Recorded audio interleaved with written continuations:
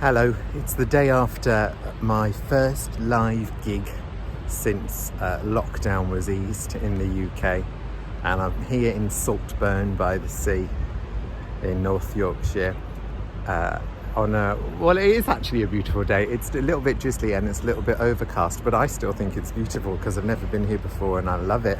It's absolutely gorgeous. And I'm on my way to a pub lunch. I've just had a nice long bath, and I was listening in the bath to a listen again of Desert Island Discs from 2013, which was Sir Ken Robinson's Desert Island Discs, and he died age 70 of cancer just a couple of weeks ago now, I think. If any of you have ever done any of my training courses, you know he's a massive inspiration to me, and I've shown his TED Talk to so many people. I think it's been watched by 17 million people around the world, and I'm probably responsible for at least 1,000 of those people as a facilitator and a teacher. And he was a champion in his life for creativity, not just for the arts, but for science, technology, mathematicians, throughout all forms of education and walks of life. And a tremendously inspiring man, and very funny as well. So I kind of was inspired myself to make this little video to say thank you, Ken, and to say to you, if you didn't know his work, if you've not seen his TED Talk, do schools kill creativity? It's called. Just look up Sir Ken Robinson and it will be the first one that comes up, although there are 3 talks, by the way. The others aren't quite so good.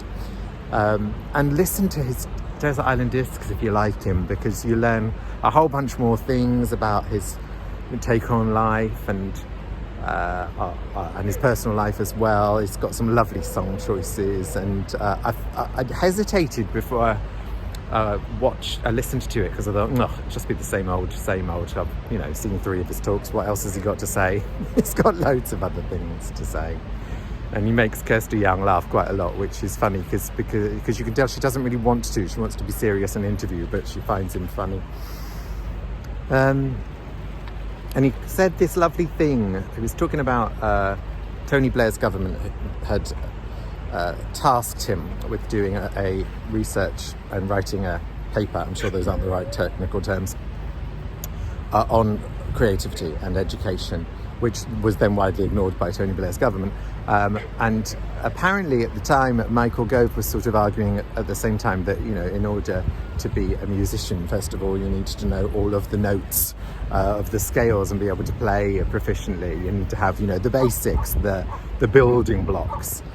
And I love Ken's reaction to that, which is the Beatles knew 2 chords when they formed the Beatles and wrote their first couple of songs, to the extent that they found out that there was a bloke that lived the other side of Liverpool, and that they knew a 3rd chord, and so they got on a bus to meet him so they could teach him a 3rd chord, and by the end of the day they knew a 3rd chord. It shouldn't stop you not knowing everything.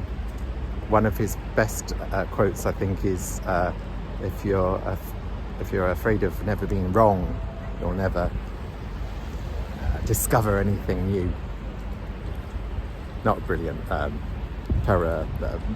direct quote there at all. I'm suffering from being locked down for 6 months and being out of practice at this talking malarkey. You can probably tell today. Anyway, hopefully my admiration of him shines through, and so does this beautiful view. I hope you are happy and well wherever you are. Don't forget to leave it too late. Don't leave it too late. Don't forget to leave it too late. Don't leave it too late to get creative in your life. And be prepared to be wrong once in a while. You never know what you might find out. Thank you, Ken. See you next time, if we're saved.